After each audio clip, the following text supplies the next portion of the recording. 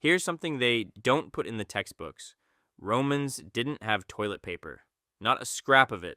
No tissue, no napkins, nothing soft and disposable anywhere in the empire.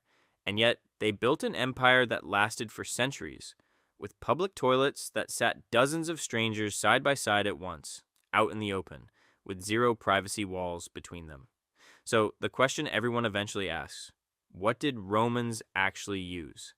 And the answer is stranger and honestly more communal than almost anyone expects.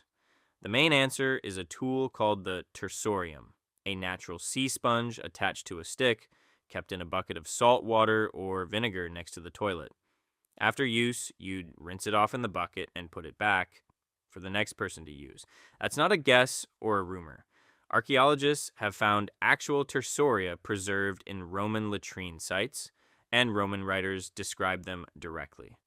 The philosopher Seneca even references one in a famous passage about a gladiator who used a tersorium stick to end his own life rather than perform in the arena. Grim, but it confirms the object was common enough that his readers immediately understood what he meant. The vinegar or salt water wasn't random either. Both have mild antiseptic properties. Romans didn't know about germs, but they'd clearly noticed that rinsing the sponge this way seemed to keep things from smelling as bad and cause fewer problems, so it became standard practice. Here's the part that stops people cold. In most public latrines, the tersorium wasn't personal. It sat in a shared bucket at the entrance, and whoever needed it used it, then rinsed it and left it for the next stranger. Modern doctors have pointed out the obvious problem here. A quick rinse in vinegar water does not sterilize a porous sea sponge that's just been used by dozens of different people throughout the day. Parasitologists studying ancient Roman latrine sediment have actually found evidence of intestinal parasites like whipworm and roundworm at significantly higher rates in Roman populations than in some pre-Roman societies, despite Rome's famous sewers and aqueducts, which is genuinely strange when you think about it. Rome had some of the most advanced sanitation infrastructure in the ancient world, flowing water, sewer systems, public bathhouses, and still had a shared wiping tool that likely spread disease from person to person, all day, every day. Advanced engineering didn't always mean advanced hygiene. If you had money, you didn't have to share. Wealthy Romans often had private latrines in their own homes, meaning at least the "who used this before me" problem went away, even if the tool itself stayed the same. Some historical sources also point to wool, soft leaves, or moss as alternatives, especially outside the cities or for those who preferred not to use the communal sponge. None of these were disposable in the modern sense. Wool, in particular, was valuable and would usually have been washed and reused, same as almost every fabric in the Roman world. And then there's one of the more unexpected finds. Archaeologists have discovered broken pieces of pottery, called ostraca, in and around ancient latrines, including in Roman Egypt, smoothed down at the edges, which many researchers believe were used the same way. It's blunt, it's rough, and it's honestly one of the more uncomfortable sounding options on this list. But pottery was cheap, plentiful, and always within reach. This is the part that's almost harder to picture than the sponge. Roman public toilets had no partitions. You'd sit down next to complete strangers, sometimes 20 or more people at once, with nothing separating you at all. And Romans didn't treat this as awkward. Public latrines were genuinely social spaces. People chatted, gossiped, and did business while using them, the same way a modern person might chat at a coffee shop. Privacy around bodily functions, as we understand it today, simply wasn't part of Roman culture the way it is for us. Some latrines were even genuinely nice, decorated with mosaics, running water underneath the bench to carry waste away, and occasionally a small shrine to Fortuna, tucked into a corner.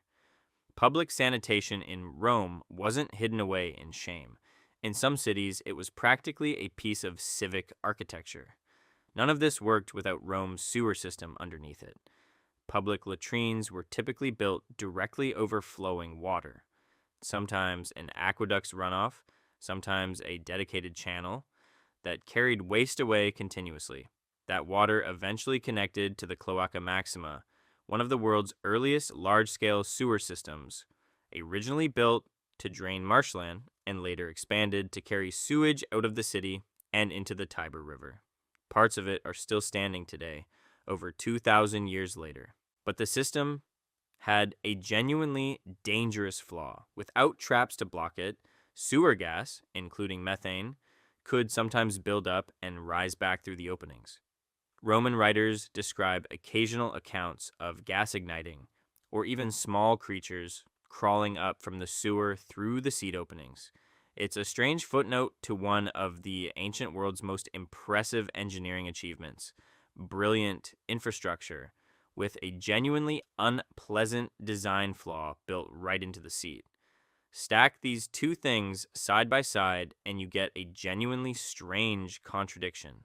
On one hand, aqueducts, sewers, running water under every public toilet, sanitation infrastructure that wouldn't be matched again in most of Europe for well over 1,000 years after Rome's fall.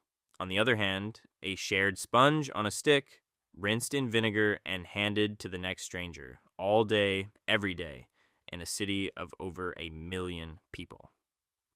It's a perfect example of a civilization that solved the big, visible infrastructure problem brilliantly, while completely missing a much smaller, much more personal one.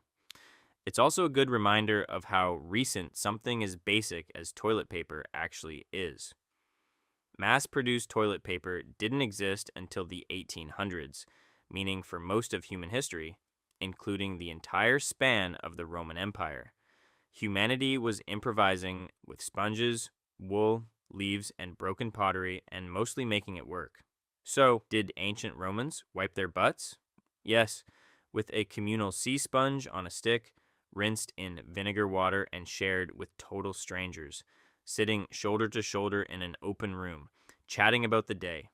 It's one of those details that sounds almost too strange to be true, but it's exactly the kind of thing that gets left out of the great empire, incredible engineering version of Roman history, even though it says just as much about daily life as any aqueduct does. If you want more of what daily life actually looked like behind the marble columns, I've got a full video on how Romans handled their periods. Same kind of story, same empire, completely different taboo. Links right there.